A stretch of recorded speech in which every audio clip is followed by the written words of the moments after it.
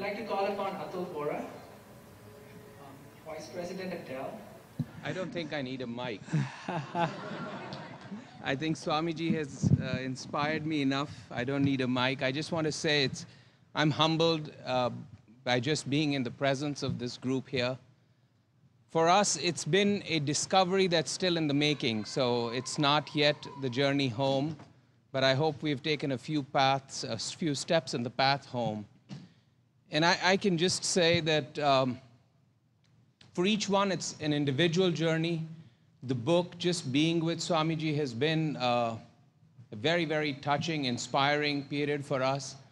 But, at the end of the day, this is all about the voice that comes from within. And the truth is, as someone said, there are two most important dates in your life.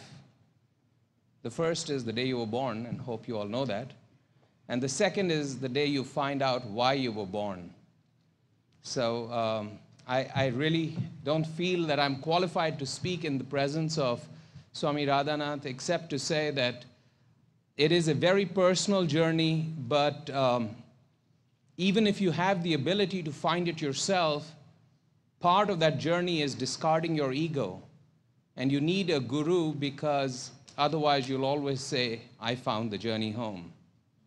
And that's part of what growing up and that process is. So it's again an honor to be here today, and I really want to make the time and space for others to come up and speak, and to thank Radhanath Swami for the inspiration and the blessings that we have all received. Thank you, and Hare Krishna.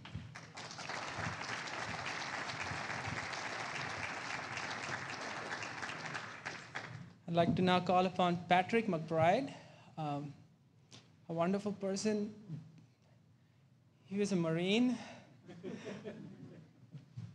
who then had a nightclub and became a pastor of a church, and now leads several people, helps them in their journeys, and is the author of a wonderful book called Sundrops in Life.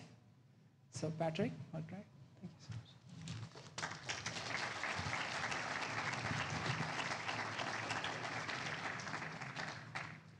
In truth, the only qualification I have for standing up here is that I can read, okay? The book Journey Home is a beautiful, beautiful book. It's the way I describe it to the people I've lent it to is it's Indiana Jones meets autobiography of a yogi. And it's a wonderful, wonderful adventure. From everything that we do in life, from every experience, there's a takeaway. Something that we take away from that experience. And a book is an experience. It's an experience to write a book, and it's an experience to read a book. Because when you read a book, you're sharing the author's journey. You're sharing the author's experience, his adventure, or her adventure. In this book, the adventure is one of the soul, the spirit, and the body. And by becoming part of that story, it awakens something inside of you that says, this is the way to live, this is the way to journey. Your life has to be an adventure. One of the takeaways of this book is that your life become an adventure. And the more the adventure, the greater the adventure, the greater the treasure at the end of the adventure. This book is a great experience and a great adventure and a great guideline for life. And I thank Swami for writing it, and I thank everyone for listening. Thank you.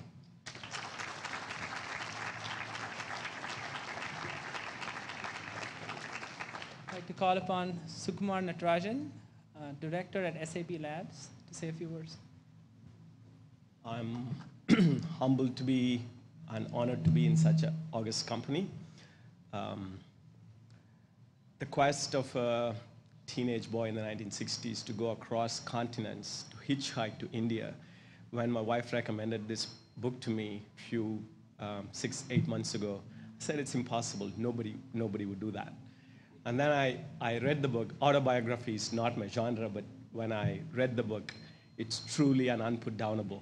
If ever a book can be written in that category, it is this book. It's truly an amazing, eye-opening book. I grew up in India, spent a vast majority of my life there, and I did not know anything about spirituality, anything about the gurus, anything about many of the things that are going on. It's an amazing, amazing, amazing book. I mean, I read through this book, and I'm not such a avid or a voracious reader. I read through this book start to finish, cover to cover in one night. And I got extremely lot more than I put into this, and I hope that you'll all do that too. Thank you, Swamiji, for giving us this blessing. Thank you, and sharing your experiences with us. Thank you.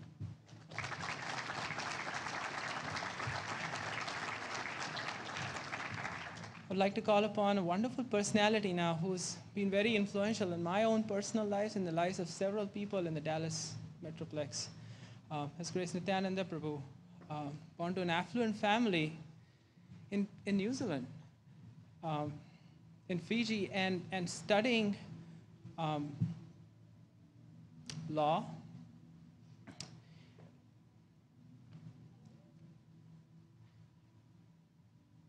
He succumbed to the call of his heart. After 27 years of practicing Bhakti Yoga, he is now the governing body commission of ISKCON, Texas, Oklahoma, and Arkansas, and the chairman of the North American GBC. He holds degrees in law and accountancy. He's a successful businessman. And ironically, if you know of ISKCON, a staunch adversary of ISKCON. And then changing his path to a life completely dedicated to Bhakti Yoga. His is actually a tale as fascinating as the book we have gathered to launch today. Married to Manjali Devi, who is acclaimed to be the finest vegetarian cooks in the world today. And with 2 illustrious sons, he, along with his family, continues to inspire hundreds. Thank you, please.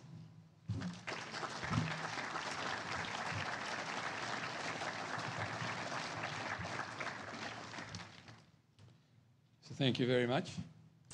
Welcome, everybody.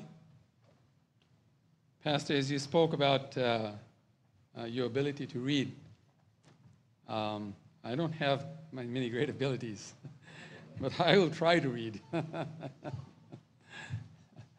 His Holiness Radhanath Swami Maharaj is a legendary spiritual leader, an author, and public speaker. A practitioner of Bhakti Yoga for 40 years, his life is dedicated to help individuals find greater inner fulfillment through devotional service.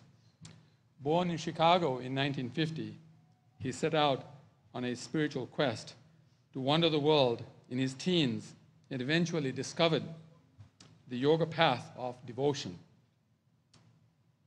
His present travels are in Asia, Europe, and America, teaching devotional wisdom, and is often at his community in Mumbai, India.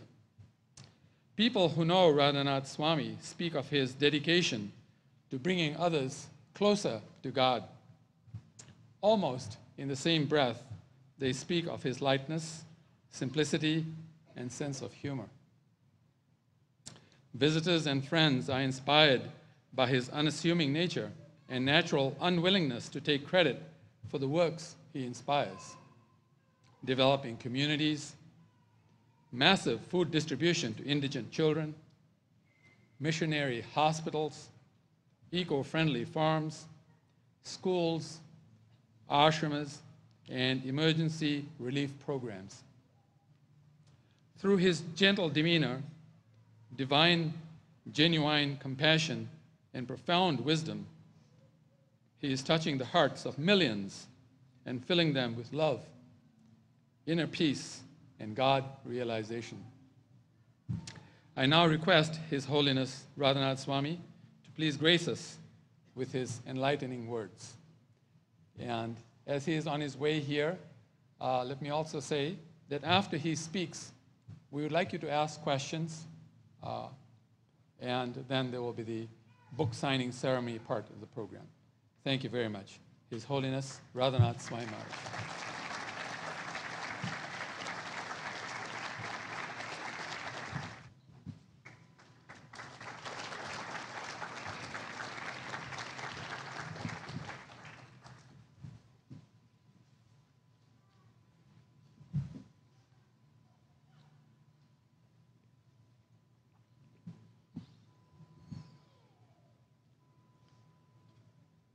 Om Agyantimidandasya Jnananjanachalakaya Chakshurun Militam Jena Tasmai Sri Gurave Namaha. Nama Om Vishnupadaya Krishna Prestaya Bhutale Srimate Bhaktivedanta Swami Niti Namine Namaste Saraswati Deve Gauravani Pracharine Nirvishesha Sunyavadi Paschatya Desadharine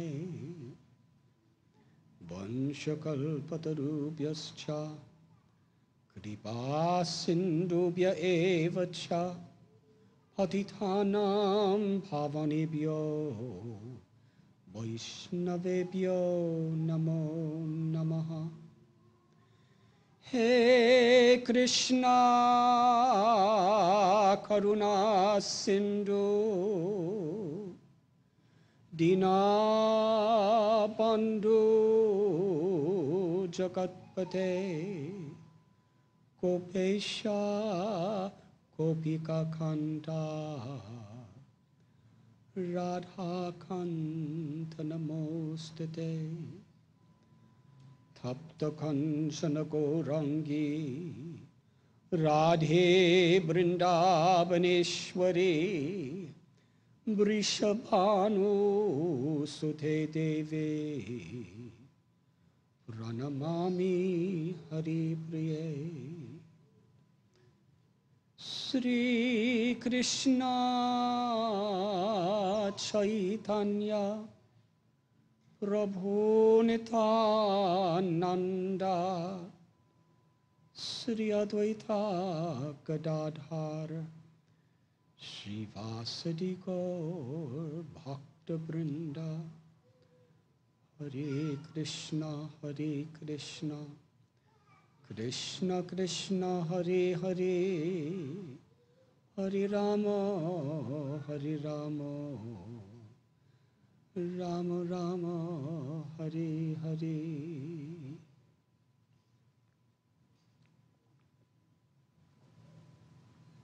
I'm very grateful to be among all of you this evening.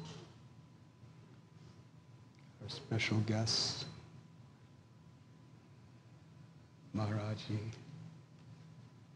and to everyone who has come. Every moment of life is so precious. We could lose money and get it back. We could lose friends and get them back. But if you waste a moment, we can never get that moment back. Great wise people throughout the ages have said, the most precious thing there is in life is every moment that we have. The choices we make at each moment determine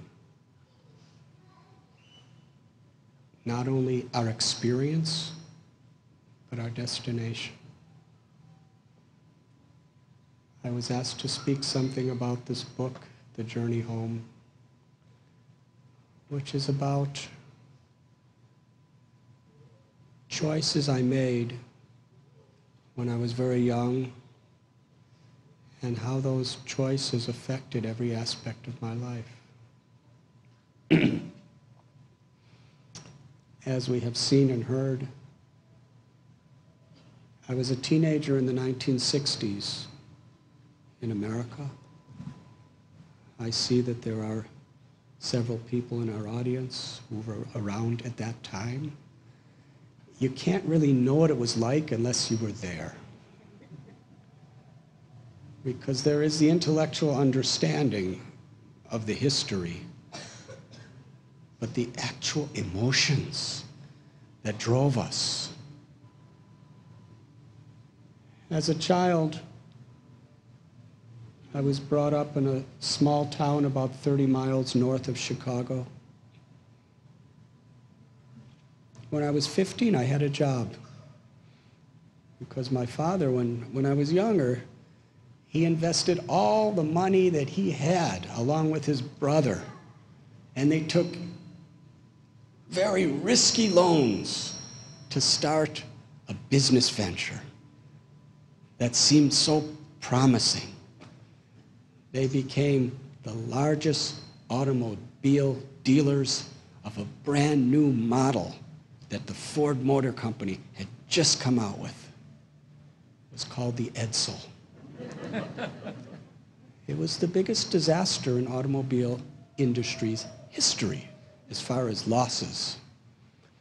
So he went into bankruptcy, and he struggled and he strived, and my mother, bless her soul, never complained, just somehow or other made ends meet while raising 3 extremely wild sons. She did all the cooking and all the cleaning and taking us to the doctors and dealing with our trouble we got in school and everything else. It's amazing, a mother's love. It's extremely rare that a child, especially a son, ever appreciates the total sacrifice of love of a mother. Usually we appreciate it after they die, or at least after we grow up and have our own children. But anyways, I didn't want to increase the burden, so I got jobs from 15 on, after school, on weekends. And most of the people I worked with were African American. And the Constitution and the Bill of Rights and all of those things give freedom to everyone. But it was only in the books. It was not in real life in the 1960s. Born in the ghetto, you live and you die in the ghetto. You have really practically no choice. And I saw the people I was working with. They were so beaten down, hopeless, unappreciated. Most of them were alcoholics. Why? I'm being taught in my nice little home, among my nice little teachers in school, that this is the land of the free. This is the land of opportunities. If you're a certain color. But what about these other people?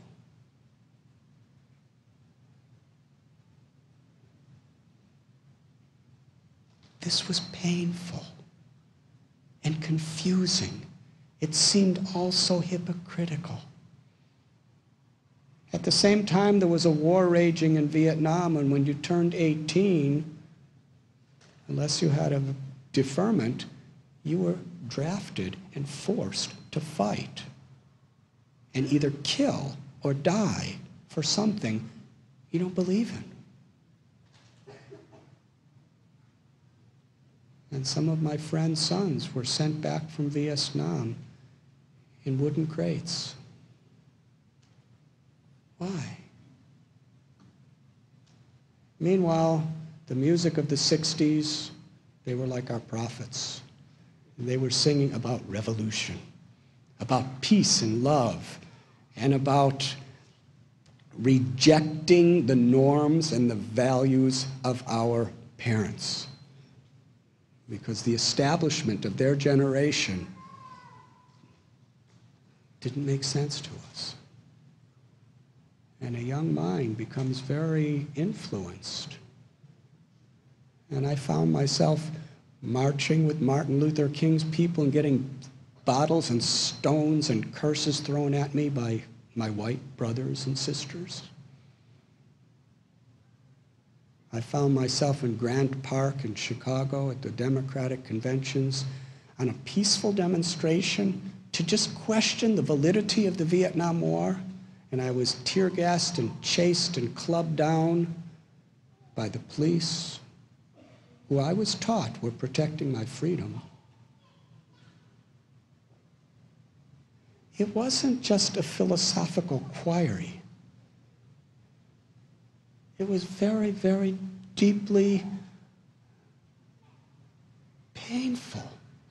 If I don't find answers, what is my life? Through social change, demonstrations, music, I was trying to find that.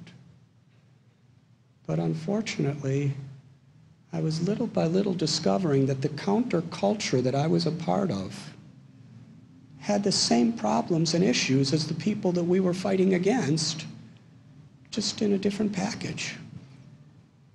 There was still ego. There was still prejudice. There was still hatred. There was still anger and envy. And sometimes there's just a couple things that you hear in your life that really make you question. Should I share a few things? I heard a statement. I think it was Martin Luther King.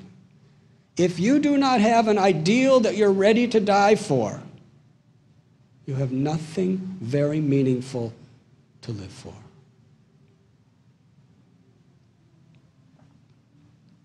And I heard Mahatma Gandhi. Be the change that you want to see in the world. And I came to understand that also meant be the change that you want to see in others.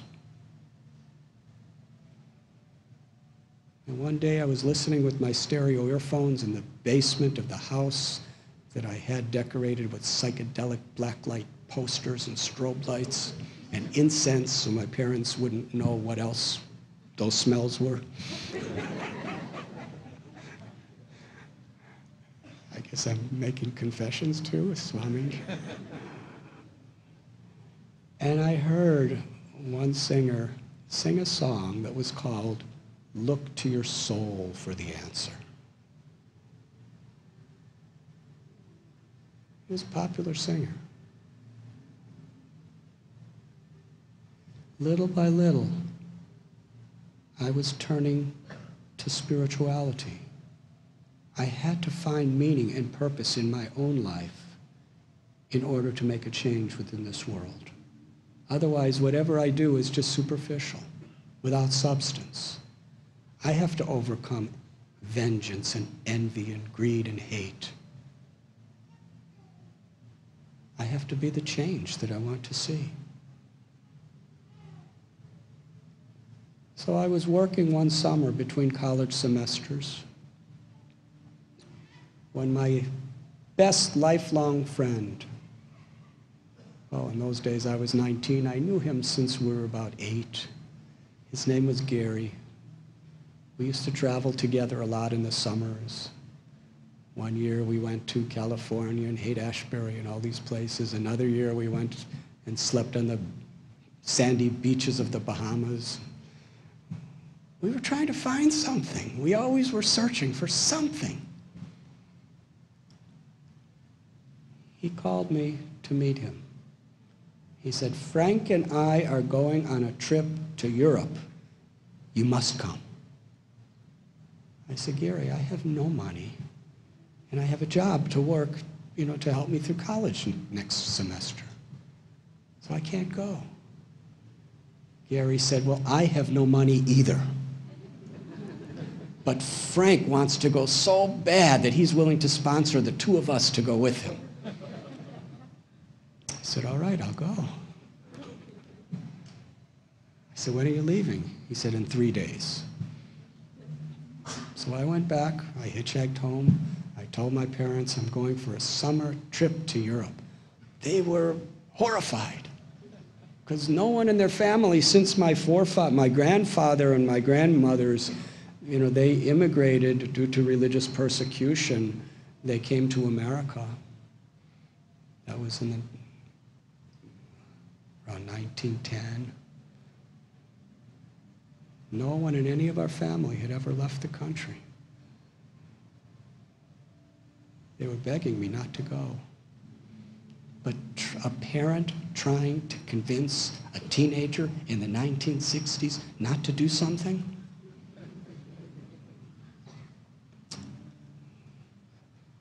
I went. And we got, I think it was $65, a flight from New York to Iceland. Now, fortunately, there were no volcanoes, so we got a connecting flight to Europe. We ended up in Luxembourg, and I remember Frank didn't have all that much money either. We didn't know what to expend, but the first night, we slept in a tent in a field. It was like a campground, and the first morning when we woke up, we were so happy. We were in a new world, first time in our lives out of our country with absolutely no parental supervision. We're free, we're on our own. And Frank came out of the tent in a completely opposite mood. He was devastated. He said, "I've been robbed of all my money. All we have is our return tickets. Let's go immediately."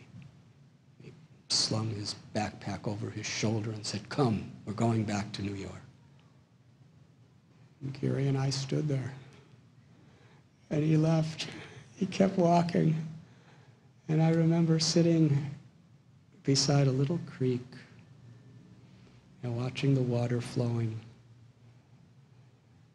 and praying to God, "Let me learn this wisdom from this creek of water. She flows according to her natural course. Where is destiny going to lead me?" It's interesting. Your whole consciousness is very different when you're in a foreign land, you know no one, and you have nothing. You have to pray. You have to depend on other people's goodness. One thing I realized very quickly, I was not the controller. I had to learn to adjust to how destiny or the hand of God, however you want to interpret it, how it was leading me. And that was beautiful. When you put yourself in that type of situation, and I don't advise it to anyone, at least not like I did, please, but in our own way, in our own life, the most horrifying, dangerous things could come upon us, and the most beautiful gifts and treasures. In fact, miracles manifest all around us when we really put our arms in the air and say, "I'm yours. Guide me." I remember Gary and I, we didn't know where to go. We wanted to go everywhere. We were young and enthusiastic to see the world and to see the sights and to search for God and to search for people and to make friends. And I remember we would sometimes think, should we go to Germany? Should we go to France? Should we go to Switzerland? Should we go to Spain? No, we should go to Morocco. We should go to England. And we decided we'll just stand on the side of the road and put our thumbs out to hitchhike, and wherever the driver was going that picked us up, that is where God wants us to be. That was our travel itinerary. Wherever the person was going on the side of the road. And I remember at one point we were at the Isle of Wight Rock Festival. Did any of you ever hear of that? At the time, it was the largest rock festival in the history of our generation. Much bigger than Woodstock. 3 days of all the greatest bands in the Western world in that model of rock and roll.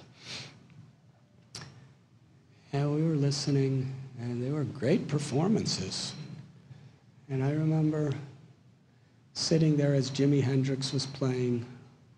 I was just maybe 10 yards away from the stage. Those amplifiers were so loud because there was over 500,000 people that it had to reach. It was blaring, the drums and the guitars and the screaming.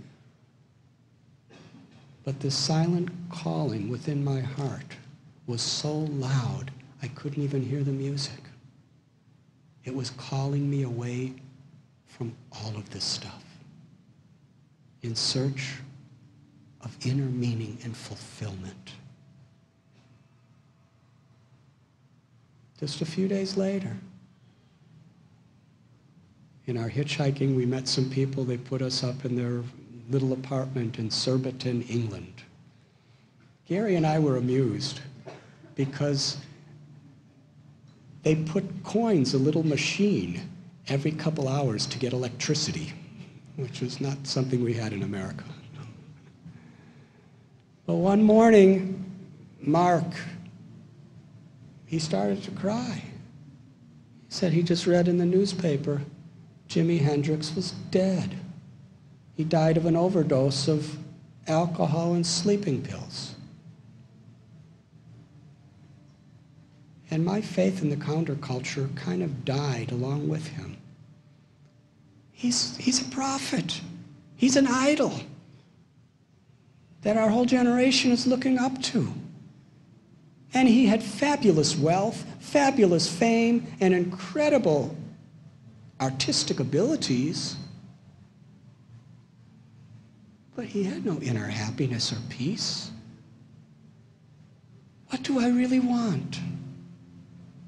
Gary and I, from that point, we spent almost all of our time in museums, studying art to get spiritual symbolism, and going to synagogues, cathedrals, Franciscan monasteries, trying to put together the clues that would give us a real direction for a meaningful and real life. It led us through Switzerland, France, Holland, and eventually we were on an island in Greece. And it's a long story, but I had a calling.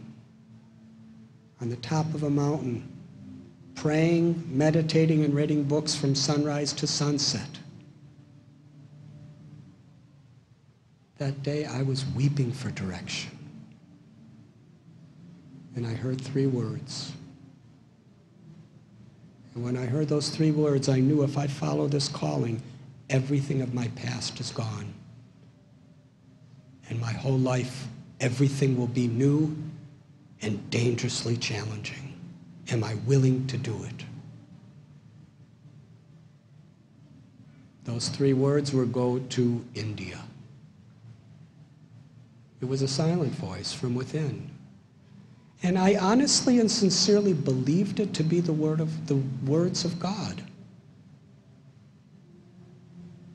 Because I was so deeply focused and tuned in longing and yearning and praying for direction.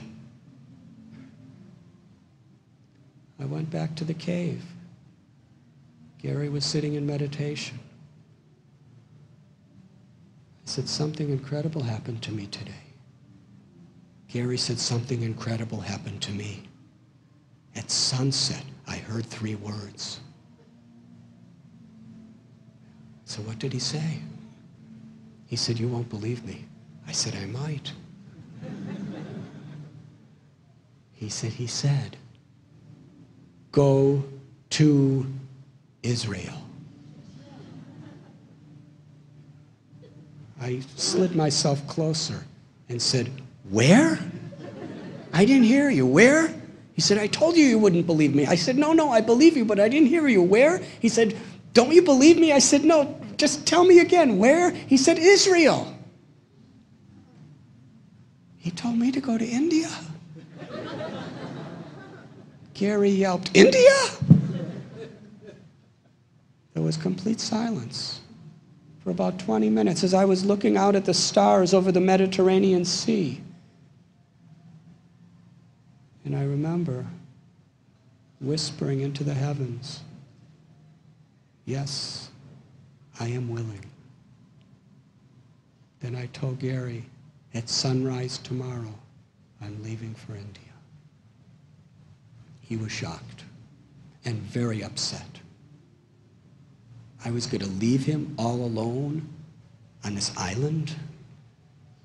And he said, hitchhiking through the Middle East is different than hitchhiking through Europe.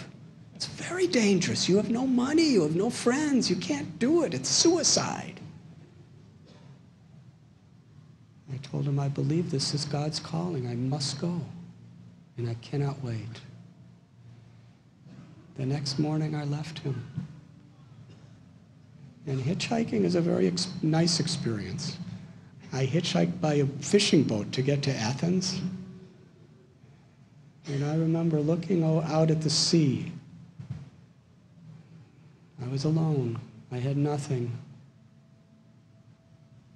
And as the waves were tossing, I was wondering where destiny was going to toss me. I never had met an Indian in my life. I never ate Indian food. I didn't know where India was. And I didn't have a map or any money to buy one. But I just decided I'm going to keep hitchhiking in the eastern direction, and someday, maybe I'll arrive in India. So I did that. Turkey, at the time, was going through a massive epidemic of cholera. And everyone told me, don't go. But I was enthusiastic. I was also stupid. I went. We got to the Greek border, and he said there's a no man's land of several kilometers between Greece and Turkey because we're enemies, and our borders are closed. If you go through there, you're not going to be allowed back in. So go back where you came from because the Turkish borders are closed because of the cholera epidemic, and we won't let you back in. It's a no man's land with wolves and snakes and no water and no food. You will die. Don't go. It was just sunset. He said, we're closing our post in 1 minute. What are you going to do? And I was with 2 others who decided to hitchhike part of the way with me. And I said, we'll go. He said, then you will die. And we're not responsible. And we went through into the no man's land, and the gates, big iron gates, slapped shut with barbed wire, and the guards with machine guns stood. We started walking. We started seeing snakes. Saw a skeleton. It got dark, and the wolves started howling, and we couldn't see anything, and we were walking, and it was getting really freezing cold. And then I realized I just made a big mistake. What if the border's closed? They definitely won't let me back. Anyways, it's amazing how close to God I came in that. It was about a 1.5 hour walk in total darkness. And we had no flashlights. And when we got to the border, it was closed. He said the guard wouldn't let us in. And we begged and we pleaded. And he was so angry. And somehow or other, you'll read in the book if you get it, we got in. It wasn't easy. And our first night in Istanbul was transforming, to say the least, where we were trapped in a den of murderers. Somehow we escaped and hitchhiked through Turkey and hitchhiked through Iran. There I met a man named Ibrahim, who was a very gentle, compassionate scholar of the Quran in a place called Mashed. And he taught me the Quran and taught me about Islam. And what he taught me, and his own example, was so beautiful and so uplifting. And I was learning more and more. From the Franciscan monks, to the Jewish rabbis, to the Islamic scholars, that the essence of all these great religions is not to be a Muslim or a Jew or a Christian, but to love God and to be a compassionate instrument of God's love to everyone. I wanted to find that, and I wanted to be that. And then I hitchhiked into Afghanistan, which was the poorest country I've ever seen in my life. But in those days, the people were the most hospitable, the most generous, and kind. Of course, a lot of them were stoned on hashish. But they were really nice people. They just let me in their homes. They were so simple and loving. And some of the most transformative, life-changing experience happened to me in Afghanistan. In Kandahar, I was sitting with a very nice man on his rooftop. Should I tell the story? I was sitting there, we were talking philosophy. He was a very wealthy trader of imports, exports. And suddenly, as we're talking, it was night, he cocked his head up toward the moon and started to howl. Ow! And I thought, has my host become mad? I never saw anything like this. He was howling and howling and howling, and then he picked up a rope and there was a little loop at the end of the rope, and he threw it down to the ground from the top of the roof, and he waited a few minutes and pulled it up, and there was a mongoose in it. And he let the mongoose go on his rooftop, and then he came back and started talking philosophy to me.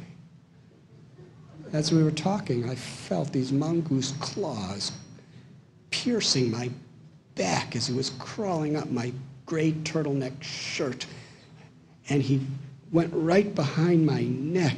My hair in those days was halfway to my waist. And he liked my hair a lot. And he made a nest in my hair and went to sleep. He was really heavy. It was painful. And I told my friend, I said, please take your mongoose off of me. He sipped his tea and looked at me in the eyes. and said, there is a saying, never wake a sleeping mongoose. Mongoose is so terrible when they are angry that they can slay the cobra, the very symbol of death. If you awaken that mongoose, he may rip your head to shreds. So don't move an inch until he leaves on his own. So I was sitting there on the rooftop, 1 hour, 2 hours, and this mongoose was breaking my neck, and I felt it was like a time bomb that could go off at any moment. And then my friend started falling asleep, and he said, excuse me, but I have to go to sleep. So he left, and I was alone. And I remember asking God, why is this happening to me? Then I tried to think in a positive way. I thought, at least somebody likes my hair. Because everyone used to condemn me for my long hair. In those days, to wear long hair was a very social, political statement of revolution. It wasn't a style. But then I realized that the mongoose didn't come alone. I started feeling all these insects biting into my scalp, biting and biting. And my mind was going disarray. And then I thought, what am I supposed to learn from this? Every situation, we can interpret it to be a curse or a blessing. That's our choice, whatever it may be. And somehow or other, I had no choice of what was going to happen. But I had a choice of how I was going to perceive it. And isn't that true in every situation in life that we're all in? We may not have control over what's happening to us, but we do have control of how we're going to perceive it. Are we going to be grateful and grow? Or are we going to be cursing it and get nowhere? I had a lot of time to think that night because I couldn't do anything else. I couldn't move. And I started thinking, maybe God sent this mongoose to teach me patience. Because on the spiritual path, patience is so sacred. And as soon as I thought that, the pain was the same, the danger was the same,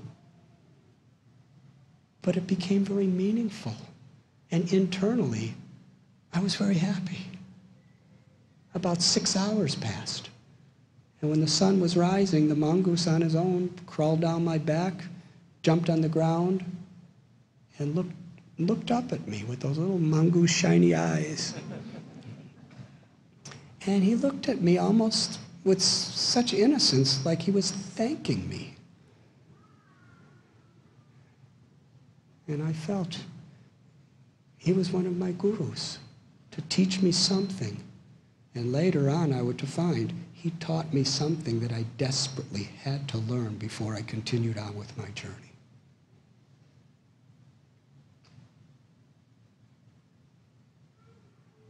Many things happened in Afghanistan. Then I went through Pakistan, crossing the Khyber Pass. And I hitchhiked across that. From Istanbul to the border of India took me 3 months. From London to Greece took me 3 months. It was a 6 months hitchhike.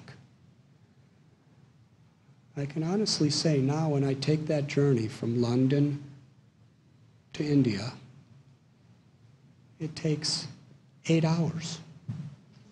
The same journey took me 6 months.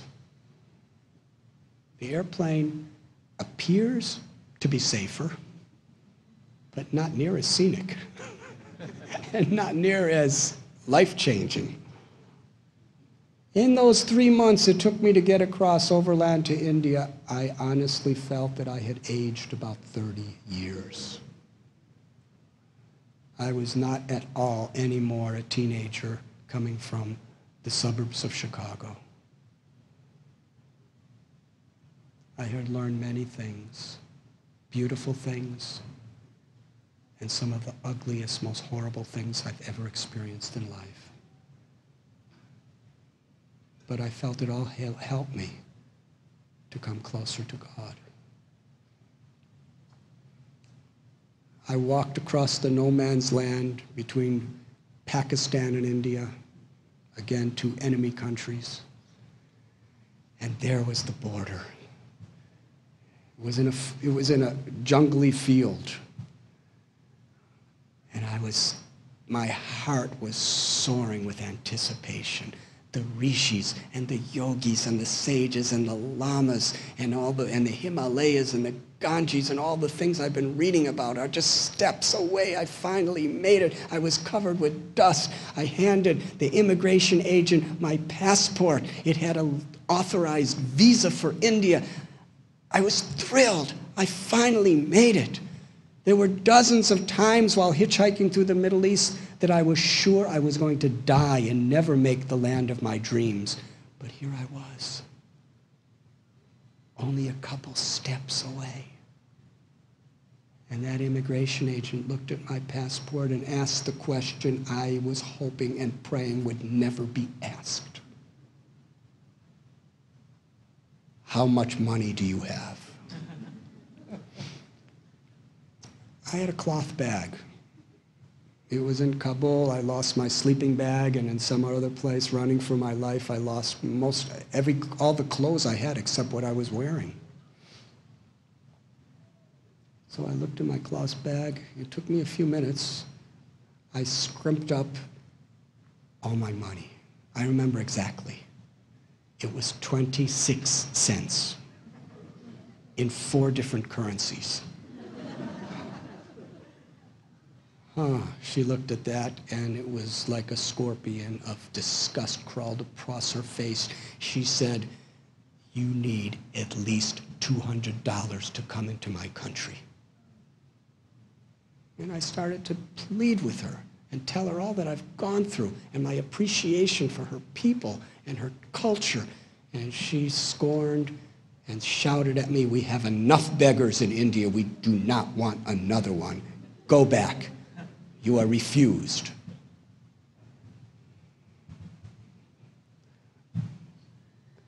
I was determined. But the more I begged, the angrier she became. Hours went by. I kept coming back and bothering her until finally she had the security guards point their rifles in my face and say, "Go back." So I sat under a tree. I walked 20 kilometers that day to get there. To hitchhike back? I couldn't, because I wasn't allowed back in Pakistan. I only had a one-way visa. Again, it was beyond my control. I was powerless. I was just a little skinny guy sitting there under a tree between 2 enemy nations with armies on both sides of the border. I prayed.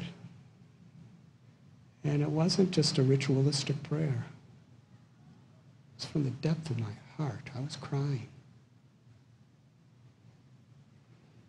The guard shifted, and a tall, elderly Sikh man took the post. And she drove off in her Jeep. And when she was totally out of sight, I went to him. And I handed him my passport, and he wouldn't even take it. He said, "I've been warned about you by my superior officer. You are nothing but a nuisance. Go back. You are not allowed." I started to cry. It wasn't false tears.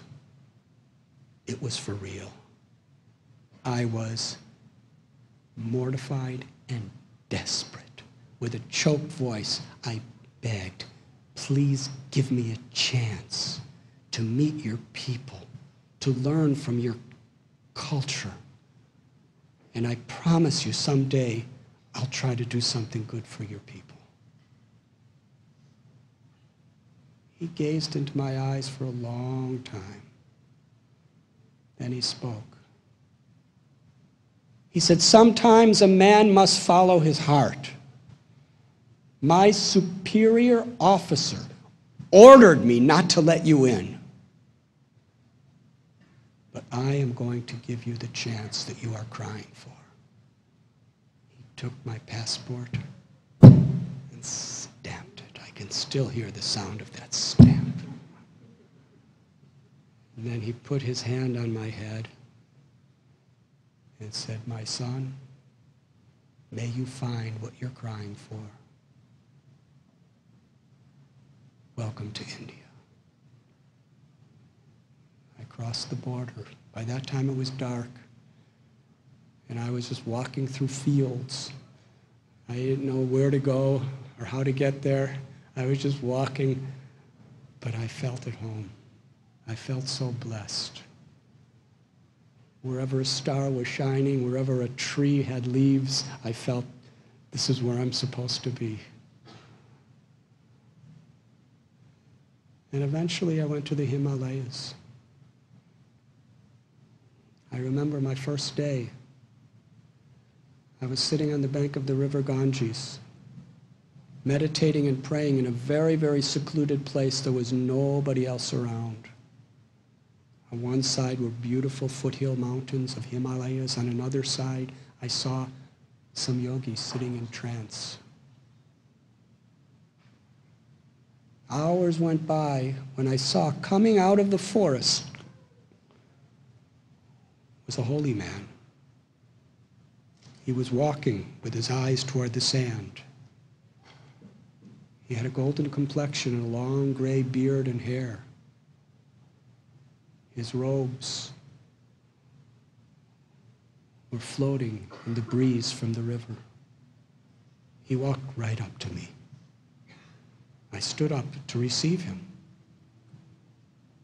His first words, I know who you are, but you do not know me. I have been watching you. I admire your determination. Now take off your Western clothes and throw them in Mother Ganges. And I will give you the robes of a sadhu. I asked, what is a sadhu? I never heard the word. He said, a sadhu is a homeless wanderer who seeks divine truth. Or you may say a monk. Then he handed me, he said, I will give you the robes. Now take off your Western clothes. It's the only clothes I had.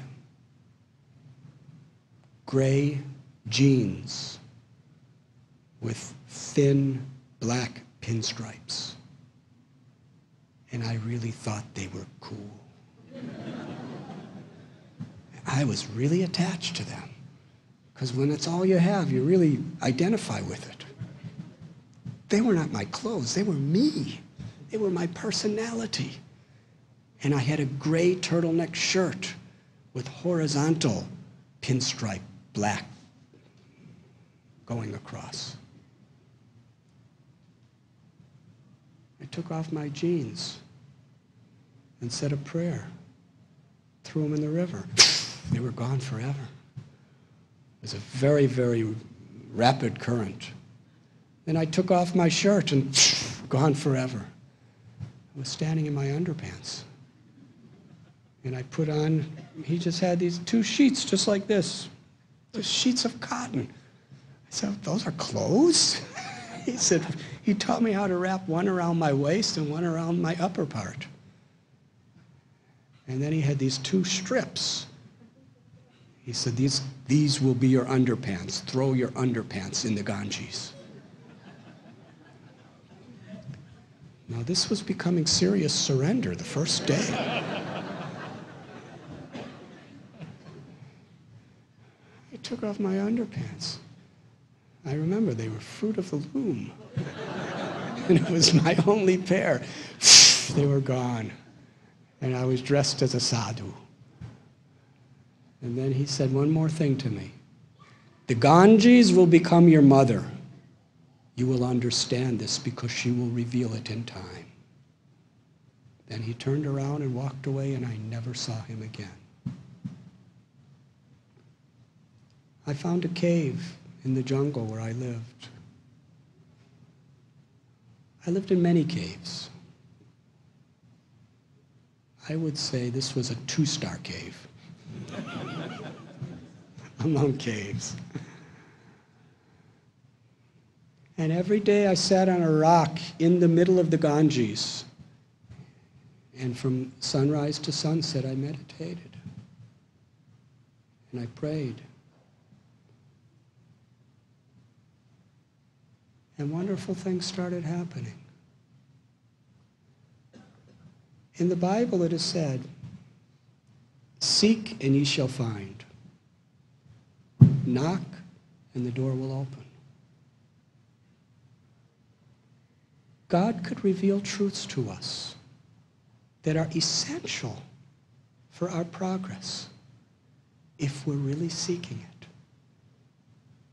Through the most likely or unlikely places. Could reveal it when we're reading the Bible or the Vedas. Could reveal it when we're meeting a holy person. Could reveal it when we're meeting an enemy or a mongoose. In this case, I had no one around except the river. I learned more sitting on that rock in the Ganges of what I felt was valuable to my life than I learned through all my years of school. May I share with you a couple lessons? I remember seeing the Ganges, how her waves were rippling and swirling. It was a very fast current. It was just so beautiful. She was just coming down from the peaks of the Himalayas. Her water was very transparent, aqua blue, rich in color.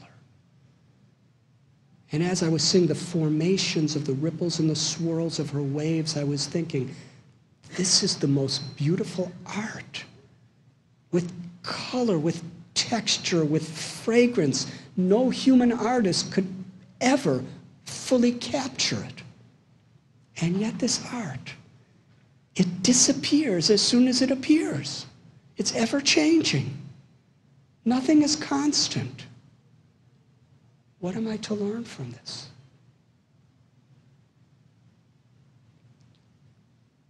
That on the external platform of the world we live in, everything is always changing. But deep down, in the current, there is a constant truth. So do I want to remain on the surface, living a superficial life, or do I want to go deep down to find that constant, eternal current of truth in my connection with God, my connection with nature, and my connection with other living beings? I was yearning and longing to find that depth within myself. And I was watching as the Ganges was coming down from the high Himalayan mountains, flowing toward the sea, over 1,000 miles. And how many obstacles were in her path? Right in front of me, there were giant mountains that she was flowing around. There was huge rocks that she was flowing over, under, or around. Nothing could stop her journey to the sea.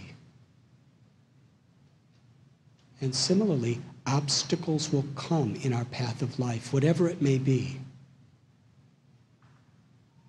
But like the Ganges, we have to learn to be fluid. We have to learn to be flexible. However strict we are in our religion or our spirituality or whatever our goal may be, we have to be fluid like the Ganges and determined, whatever comes in our path, in whatever form, to flow around it or over it or under it, because nothing could stop our destination to the sea with the grace of God. For a month I sat on that rock, and some of the most beautiful gifts in my life were received from the river. And I remembered that sage who told me that the Ganges will become your mother. She nourished me with her water and with her wisdom and with so much more. From there I went to live with Maharishi Mahesh Yogi in his world headquarters in Rishikesh. I had lived with Swami Rama during my travels, Swami Satchidananda, J. Krishnamurti.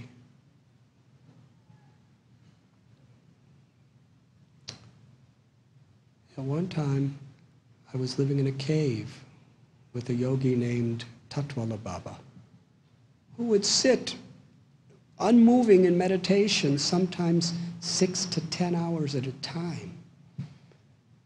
And he told me he would like me to stay in his cave with him for the rest of my life. I was honored, and I was attracted. But then I was thinking, I think I want to see some more places before I make such a decision. But I was afraid, how do you say no to a yogi like this? He has supernatural powers. I don't know what he'll do if I refuse his invitation. Anyways, while he was meditating, I would meditate. But every now and then I'd open my eyes and look around. And I remember from this, his cave was high in a cliff, looking down at a Himalayan jungle. I saw leopards. I saw cobras. I saw some wild elephants. I saw wild boars. I saw all kinds of incredible birds. And I remember thinking back to Highland Park, Illinois, where I was growing up. It was the morning. I was thinking in Highland Park at this time of the day, in the flat terrain, the children, we all stood at the bus stop waiting for the bus as our parents got in their cars and drove off to work. And our mothers were home, doing the cooking and cleaning and whatever else they were doing. I was thinking, what a different world I'm living in. I was so grateful. But I would wonder, what's happening to my parents' heart? You see, I was supposed to be home after 2.5 months. I gave my promise. 3 months passed. No word from me. 4 months passed. Can you imagine a mother and father, how they worried? And my mother and father really worried. They seriously were in anxiety. When I was in college, if I did not call them when I was supposed to call them, they would start, checking police to see if I was arrested or to see if anybody died. They were really worrisome people. 4 months passed. No word from me. Then they got a letter. In the letter, it read, I'm hitchhiking to India. I have seen 19 years of how the Western mind sees the world. Now I want to view the world through the vision of people of the East. Gary's no longer with me. Sometimes I'm alone, sometimes I have companions. And then, with such compassion in my heart, I ended the letter by saying, please don't worry. That didn't reach their hearts, that part. They were in anguish. And there was no return address on that letter. because I was in a different place every day. From Tatwala Baba's camp, I crossed over the Ganges to go into the higher Himalayas. And I'll never forget, in a clearing, I came into a leprosy colony. It was horrible. I saw people without fingers, without toes. Some people were practically naked with filthy, shattered rags around them. Many were homeless. I saw some people, they dug holes in the ground and covered themselves with dirt to warm themselves from the Himalayan cold. Some had noses that melted off. They surrounded me, screaming out, "Bakshish, bakshish," which means give me a donation. But I had no money. But they didn't believe me. There was about a dozen of them in a tight circle around me. They wouldn't let me move. They were demanding money. And they were fighting with each other to get in the front of that mob so that they would be the ones that got the money.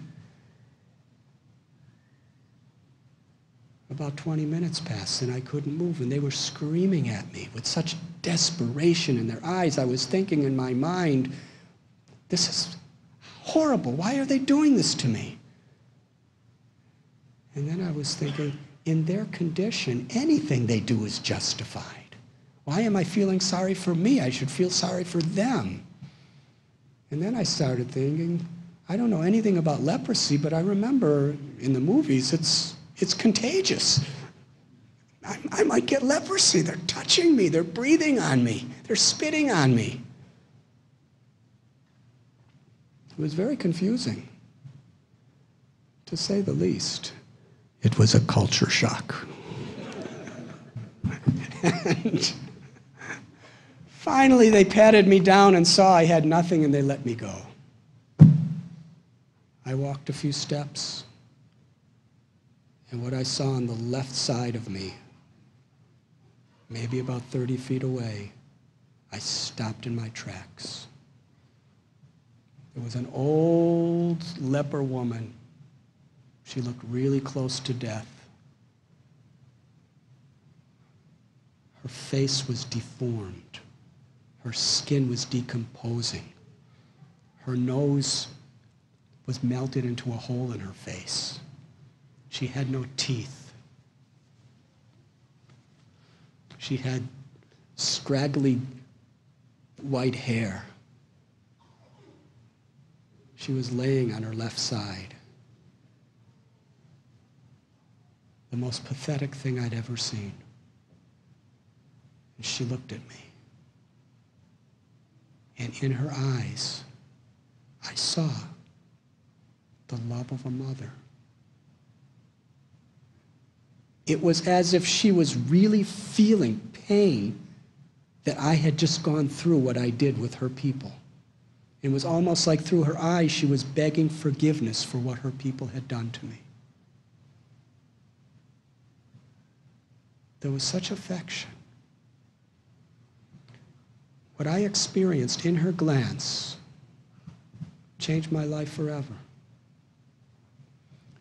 It was a woman who wanted to love like a mother, but for years and years had no one to love. She was yearning and longing for someone to simply accept her love. She offered her greetings to me by folding her hands like this, and then she put a fingerless hand out as a blessing.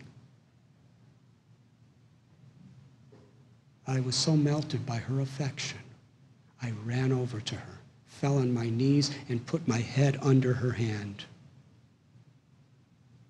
I heard her say over and over again in the Hindi language, "May God bless you, my child. May God bless you, my child. May God bless you." I looked up. Her face was illuminated with joy. She was smiling, and there were tears flowing from her eyes.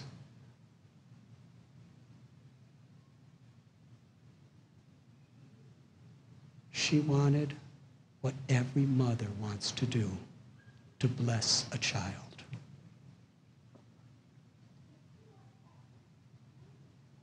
This may be hard for you to understand, but when I looked up at her face, I was thinking, she is the most beautiful person I've ever seen in my life.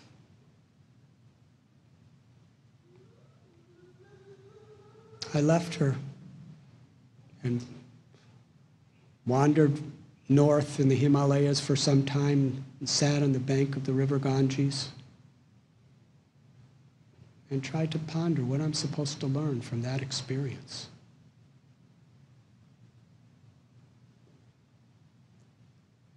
The waves of the Ganges, I could see so much of the river, but under the surface, there's so many millions of fish and millions of stones and so much vegetation. How much can we see? In the same way, on the surface, she was the most ugly, hopeless, diseased person I ever met in my life. But below the surface, in her heart, was someone who simply wanted to love and be loved. A generous, loving heart who wanted nothing from anyone but to receive the love she wanted to give. She didn't ask me for anything else. And I was thinking how this can apply to so many aspects of life. In religion, there's so much conflict on the basis of particular historical explanations of what God is, according to differences of rituals, differences of dogma, differences of culture, differences of language.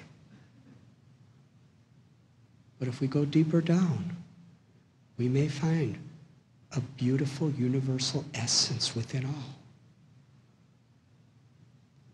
And when we look at people who really disturb us, they may be like they are because they were abused, because they were neglected, because they were brokenhearted.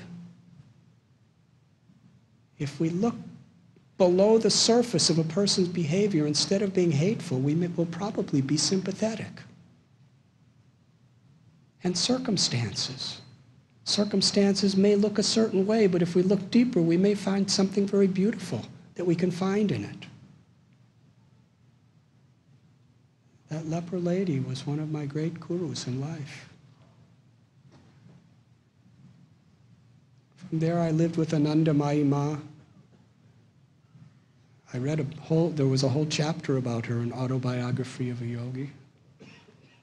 And I remember one thing that she said that deeply moved me. She said, "Love is everlasting forgiveness." And she said, when God gives pain, God gives us pain to remove all pain forever. God gives us sorrow to remove all sorrow forever, if we just turn to God in those situations.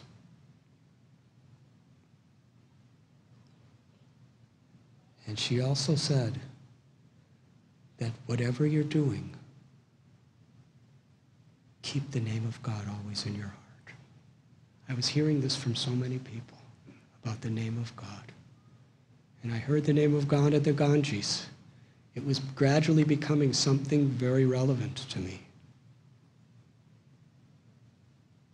I traveled north and lived with Naga Babas. That was a very interesting experience.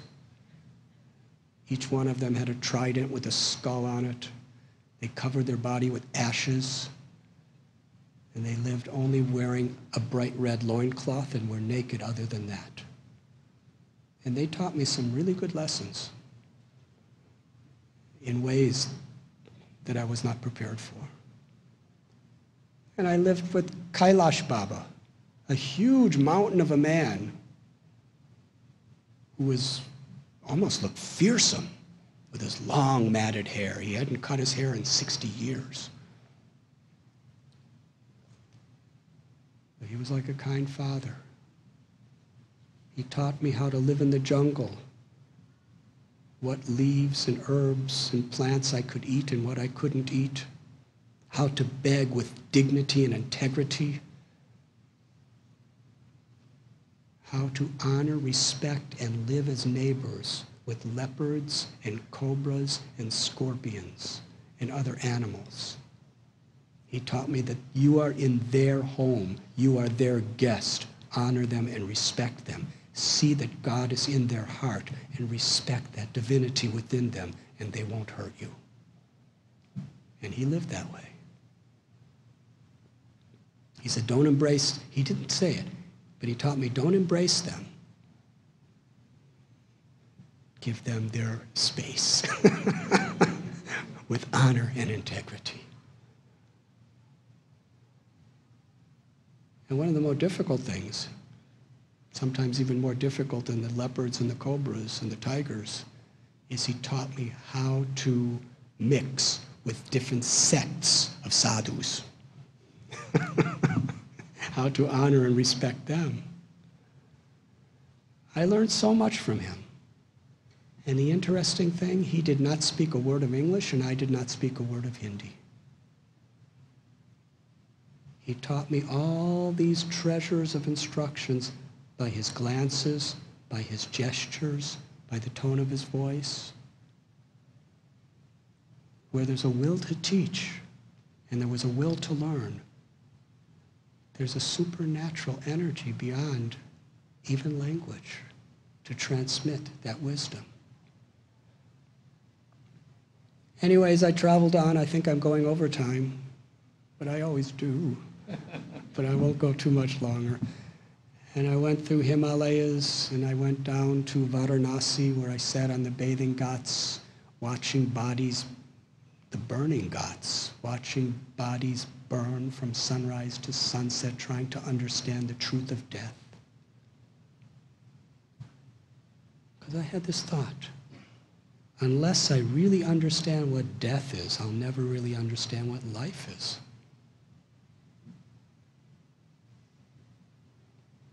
I went to Bodh Gaya and studied with a Zen Buddhist master and Satyanarayan Goenka, who was a Burmese Vipassana meditation teacher in the Burmese monastery there. I learned from him. And I would sit under the Bodhi tree, the people tree that Buddha sat under for enlightenment. And I sat there and meditated from sunrise to sunset, trying to emulate the spirit of Lord Buddha, who left everything for enlightenment. He was a prince.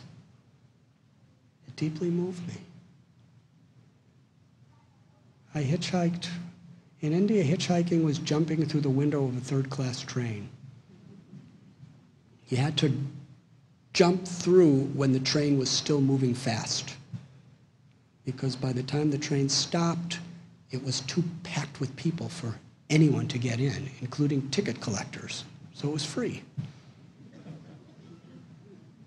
So I went to Bombay, and I took a meditation course there.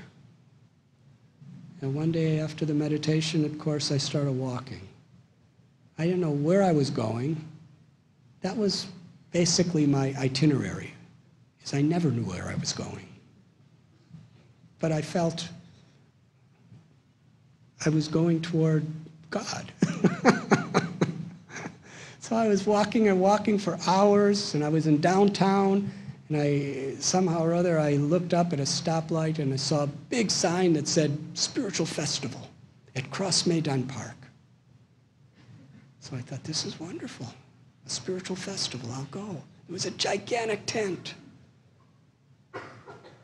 And I was there. I saw some people singing, some books on display. And as the evening approached, 25 to 30,000 people assembled in this huge tent to hear the Guru. And I was very shy in those days. Actually, I still am, but somehow or other I pretend I'm not. I was way in the back corner. Tens and thousands of people. And the Guru came on the stage. It looked so beautiful. He had shaved head and saffron robes. He walked with the grace of a swan, with the certainty of a king, and with the humility of one who is seeing God.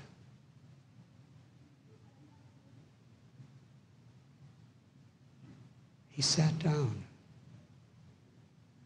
as his students were singing kirtan, spiritual songs. And I remember thinking, I really would like to get closer because he was so far away I could hardly see him. But I was so shy, I felt I'm not worthy of stepping in front of anyone else, so I just sat there.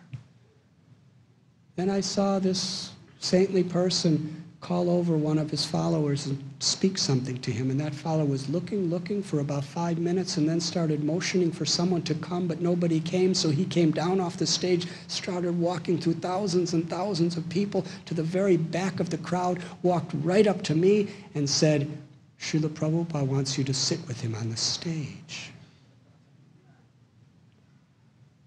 I asked, how does he know me? I never got an answer. He just took me by the hand and pulled me up, and he was much bigger than me. And he pulled me through the crowds. And I wasn't pulling back. I was very accustomed to just flowing with destiny. And he took me to the stage and brought me right before Srila Prabhupada. And Srila Prabhupada smiled at me with eyes glistening with compassion and offered me to sit just a few feet away from him. So I sat. And I felt so totally out of place. All his followers were in pristine, beautiful, clean, new robes, and the ladies were with colorful saris, and they had shaved heads, and ladies had beautiful braided hair. And myself, I hadn't shaved or combed my hair in over a year. I didn't even know what I looked like. I hadn't looked in a mirror and I didn't know how long. I thought looking in a mirror was vanity. I was really strict. And I looked down at my robes. They were the same robes that that person gave me months before on the banks of the Ganges. By this time, they were soiled gray because I was usually washing them in muddy rivers or muddy lakes or muddy ponds, and they had holes in them and they were tattered. And I was thinking, God, I must look really filthy and dirty sitting on stage with all these clean, effulgent people. And I was used to living in jungles. And here I was, 30,000 people looking at me. And I decided, I'm getting out of here. And just when I was about to get up and run away, Srila Prabhupada looked at me. He was singing. He was leading a kirtan. And he looked at me. And he just, a slight smile and eyes of such reassurance. It was like, this is where you're supposed to be. He didn't say anything with his voice, but this is what I was hearing through his glance. And I felt completely at comfort and at ease. And it was as if it was just the two of us, and all these tens and thousands of people didn't even exist. It was beautiful. And it was on that night that I first met His Holiness Tamal Krishna Goswami Maharaj in a very, very special and intimate way, who was to become one of my most beloved guides and inspirations over decades. I stayed, and Srila Prabhupada invited me every morning and evening to sit beside him for 2 weeks. until that festival was over. And I decided then, I'm not ready to choose a path yet. I have to keep searching. So I went to live with Swami Muktananda in Ganesh Puri and his guru's Samadhi, Swami Nityananda. I went to Goa to try to get a new visa. Then I went back to Himalayas and stayed with the Dalai Lama in his monastery. And I met him. I also met Mother Teresa in Calcutta. I remember the Dalai Lama. He was so kind, so affectionate. And in him I saw something so special, that he was sacrificing his life for the good of his people, even though he was under such severe death threats and attack.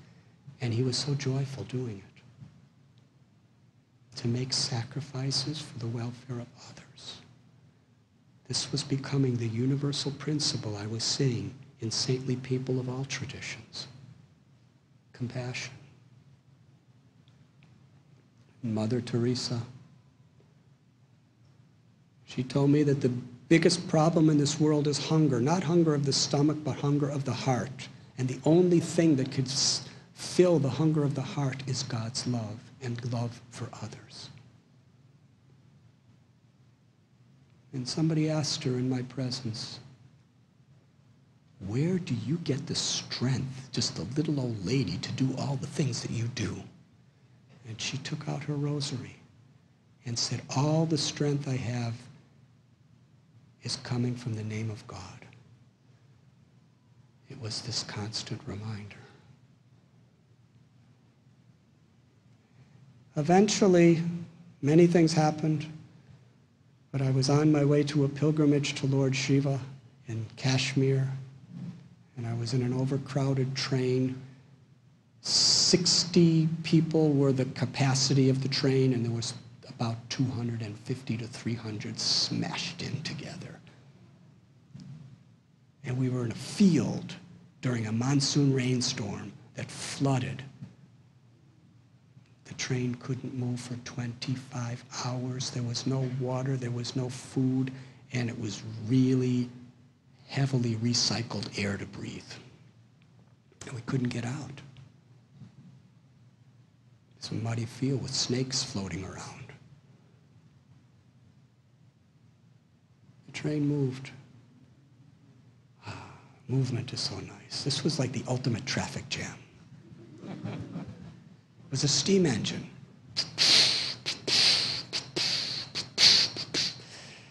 And finally it stopped. And 5 in the morning, I got out of the train. I was praying all the way, God, please show me my path. I'm meeting so many great people and so many great teachings, and I love all of them. But I don't know what to follow. What is my path?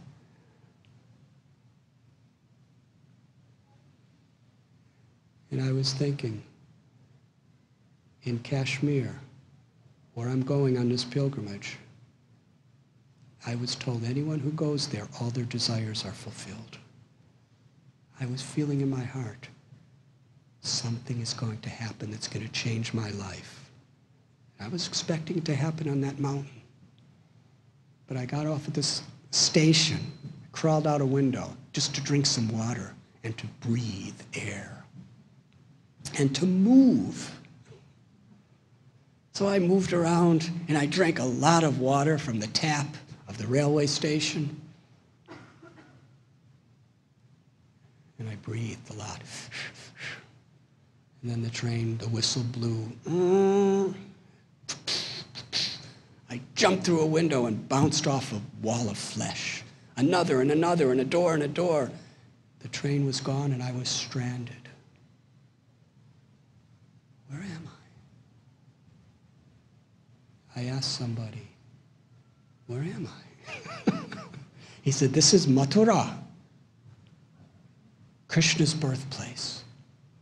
And today is Janmashtami, Krishna's birthday. come with me, I will take you to the place. So I went. And I heard all about this place called Vrindavan, which is where Krishna grew up. And I was thinking, I'll go there for 3 days, and then I'm going to Kashmir. There's a lot more to the story, but I don't have time. Anyways, after 3 days of being there, I was decided the next morning I'm going to Kashmir. I was sleeping on the bank of a river. And I woke up in the morning. I was never so sick in my life. And believe me, in Afghanistan and Iran, I had dysenteries that made me so incredibly sick. It was like, it's hard to live through. But nothing compared to this. I was burning with a fever. My stomach was churning with poison. My head was spinning with nausea. I couldn't stand up. I couldn't even lift my arms. I was so weak. I laid there for hours and hours. Vultures started circling above me. Every now and then they'd come down and peck at me to see if I was living. They knew that the fever was cooking me, and they were waiting for me to be well done. And I couldn't move. And I blacked out several times. And finally, an old farmer saw me there and just picked me up like a bale of hay and threw me on the back of his ox cart and took me to a charitable hospital. They diagnosed me with severe typhoid fever. And they told me after about 10 days in this hospital, and I'm not going to explain what charitable hospitals were like in those days in India, especially in Vrindavan. It was whatever disease you had, be prepared for a lot of diseases much worse than what you got. The person next to me had tuberculosis, and he was coughing blood all over me. He was this far away. And I was praying a lot. And when I finally got discharged from the hospital, the doctor said, if you travel, you will die. You have to stay in one place.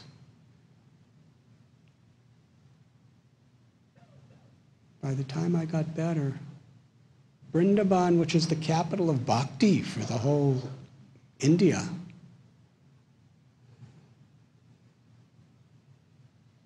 the people, the spontaneity of their love, their devotion, and the concept of Radha, the feminine aspect of the divine, the compassionate, forgiving aspect of the truth. Krishna is the male aspect of God, and Radha is the female aspect of God. This is how the Lord is worshipped in Vrindavan. This concept fascinated me. And the humility, the devotion, the dedication, and the love of these people. Just common farmers, common little merchants.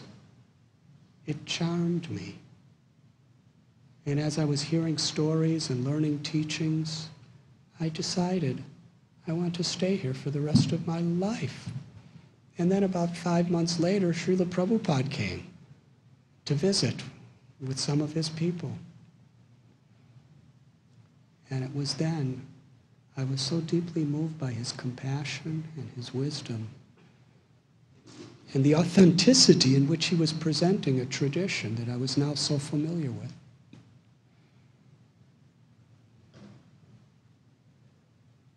I decided this is my calling. Many things happened, but eventually my visa ended and I had to go back to the West. And when I was with my parents, I left as a college student hippie that was going for a European vacation for the summer, and I returned a hardcore ascetic, deeply absorbed in spiritual traditions that were completely incomprehensible to them. I had not been inside a house for years, because I always slept on riverbanks, under trees, or in caves. So it was a culture shock to me to be in their house. And it was a culture shock for them to see me without a suitcase, but with a begging bowl, coming home after all these years. And I remember, through my letters, I explained some of my life to them. When I first came in the house, I saw in the kitchen an entire library of vegetarian cookbooks that my mother was practicing on for when I would return, so she could cook according to my diet. So gracious, so loving. They tried to understand me, and I tried to understand them, and it was a challenge. But I learned from this challenge that if we accept people for who they are and what they are, and not try to force changes, but try to live by our own convictions with compassion, our love for each other can grow deeper and greater than ever before. And that's what happened with my parents. They became so proud. They came to India 3 times to meet me and had me perform the baptism for all their grandchildren in a Krishna temple. And I kind of had to make up the ceremony. But the essence was there, so I considered it very authorized. The essence of blessing. And when my mother passed away about 5 years ago, my 2 brothers and my father and aunts and uncles, they all decided we will cremate her. Why? Because she loved what Radhanath Swami was doing so much. She loved what he was doing. She loved who he was. She loved his people. That she would want her ashes to be in India with them. In our Jewish family, this was the first time in history, as far as we can know, that any person was cremated. And I was asked to give the eulogy at her funeral, and I brought her ashes back to India. And I'm going to end with this. There were about 2,000 to 3,000 of our devotees on the banks of the Ganges singing beautiful prayers for her from their hearts as I offered her ashes, the ashes of my mother, to the Mother Ganges. And I was thinking that the mother of my material life and the mother of my spiritual life have merged together. And with tears in my eyes, I prayed to God, Krishna, that please carry my mother into the sea of your grace. And I was thinking this was very symbolic, this instance, because bhakti means integrating the body, the mind, and the soul in harmony with the spirit.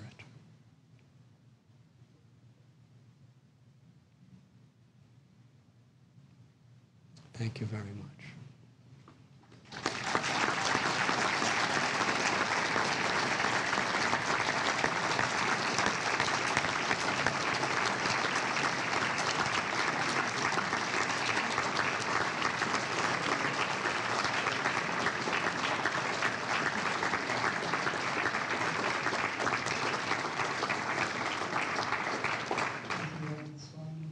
Thank you. So one of the things that really appeals to me about the message that you bring is to go with your hearts and to see and experience God as He reveals Himself to you through people, through things, and everything. But also one of the things that we're taught is that we're sick and that we can't really appreciate sweetness for what it is. They even taste sour to us. And then we're not even qualified to read the scriptures without the aid of the guru to show us what it really means. So it seems like there's a conflict between going with your hearts, with what you feel, but also submitting yourself to the authority and following the instructions and directions. So what to do? How can we achieve balance? Thank you. When we follow our heart,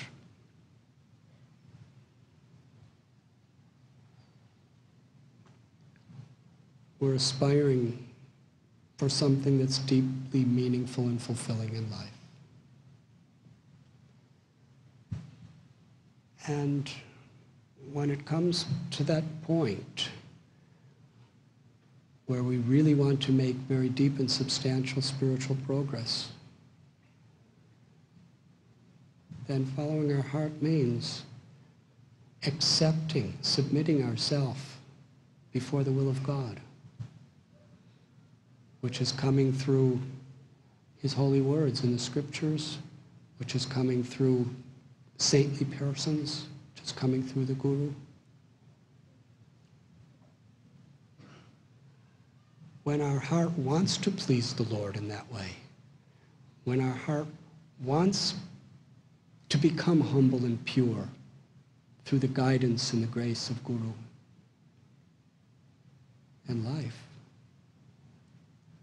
then that act of surrender is the perfection of following our hearts when we come to that step.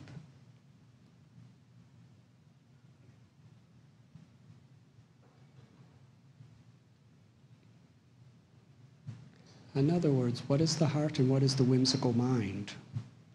We have to differentiate. What really does my heart want and how to reach there? Not just whatever my mind wants. This is my experience. I hope that answers your question. Thank you. Yes. Thank you for the book. Thank you for these beautiful stories. They're very moving. And I happened to look at the pictures of your journey. Some of them, I saw a picture of the rock that you described sitting on the river, and a picture of the Dalai Lama with you and the Dalai Lama together. And I'm wondering, where do you put your pictures? The beauty of the story is the beauties are so amazing and so unexpected. And so I know that there's an unexpected way that you have the pictures. And it's beautiful mystery for me. Where did I get the pictures, yes? Yeah, how did you keep them in your travels? I didn't keep, there was only one I kept. Okay. Well, the pictures of my parents and the pictures of me as a little boy and the pictures of me as a teenager, my parents kept those. They were in their house. And there was one picture of me when I was living in the Himalayas. That was a visa picture for a visa extension that somehow or other I kept in my diary. There was one of you and Gary together. That picture, we had no camera, we had no pictures. So what happened is, years after this, now the whole story of Gary is part of the book. That's very supernatural and mystical, and I'm not going to tell you anything about it. But years later, Gary was walking down the street in California, and there's a section in the book that my editors removed about two girls that we met in Italy that we hitchhiked with. Anyways, Years later, in a street in California, he happens to meet this girl, Christina. And she says, Gary, do you remember me from years ago? We met in Italy. He said, yes, yes. And they talked for a while, and they exchanged addresses. And a few days later, he got a photograph that she took. We didn't even know she was in Athens. She took that photo of our blues band in Athens, Greece, street band. And he had that all these years, and he showed it to me, so I put it in the book, because that was one of the few things of our journey. And that photo of Asim and myself, years later when I met Asim, he gave me a photograph of him and me, so I had that. And the other photos, basically, with Mother Teresa and Dalai Lama, those photos, I met them again. I met them both several times, and those photos were taken later on, so somebody else had them and gave them to me for the book. And the photos of all the saints and gurus and yogis I met, they were basically, I didn't have those, I just got those photos from different places. I tried to get photos of what they looked like when, at the time I knew them. That's a story in itself.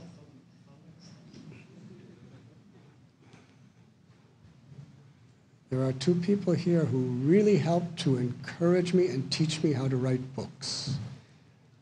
Manmohini Devi and Hladini Shakti.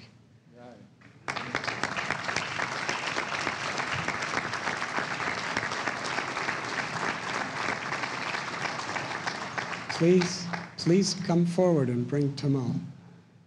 If not for them, I don't think I could have ever done this, because the first draft of this book was about 200 pages, one paragraph. And she's a professor of writing and English. So her Gurudev was one of the people who really pushed me to write this book. So I really didn't want to do it, but their encouragement and their help really, really was absolutely invaluable. And I would like, if they could just say a couple words. It was such fun working with the two of you. And they just happened to show up tonight. Please, I want to thank them, and please thank them.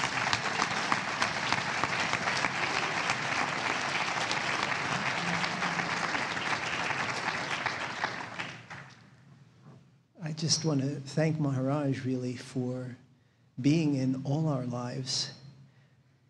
I met Maharaj in New York in 1984, and I had already been on the spiritual path, but I had never met someone who embodied everything I was seeking so absolutely and so beautifully and so attractively. And when Maharaj sent his manuscript to us many years later, I think it was based on the fact that he had become aware of my wife's skills as a writer. She chronicled a visit that Maharaj made to Dallas after the disappearance of our initiating Guru Maharaj. And he appreciated her writing very much. But essentially, I just want to say it was a thrill for us to be of any service to him, because every moment that we remember him, every moment that we get to see him, everything that he has to say to us lifts us up, inspires us, fills us, directs us. So it's our great joy and privilege to have worked with him, and we were just so excited about his story. Anyone who has read this book understands that it really gives you life. It takes you deeper, however deep you've gone, and encourages and refreshes you. So I'll allow my wife to speak also.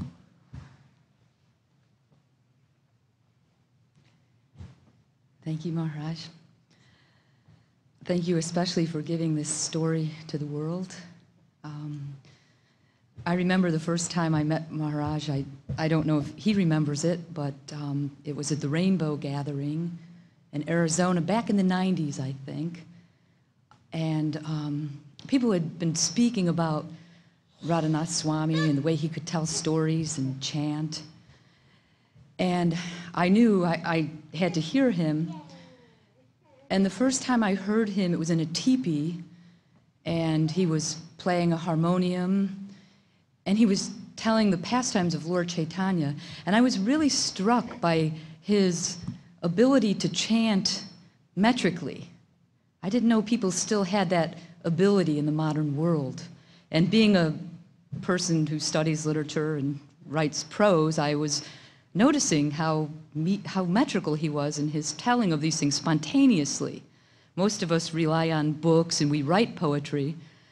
So I was blown away. I thought that it was like Homer had fallen into the lap of the modern world, this oral storyteller, and I thought it was so bizarre that there could be such a person walking the planet these days. And of course, I fell in love with Maharaj the first time that I met him there. And so I don't know, it was our good fortune, through the mercy of our Guru Maharaj, Tamal Krishna Goswami, that Maharaj sent us that manuscript, and it was the greatest service of our life, really. And we believed in that story from the start, because what struck me, and I'm sure it's striking all of you, is the epicness of the story. That somebody in 1970, in the 20th century, could make such a journey, such a physical journey. I think for a lot of us, we can't conceive of making those journeys. It becomes more of, if we're going to say yes to the adventure and cross the thresholds and deal with the trials and tribulations, it's usually more of an inward journey, as it was for Maharaj too, but he had that great physical journey.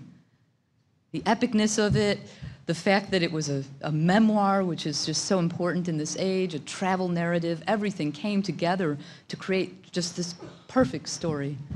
So I believed in that story from the very, very start, and I want to thank you, Maharaj, for bringing that story to the world. I think the world needs your story.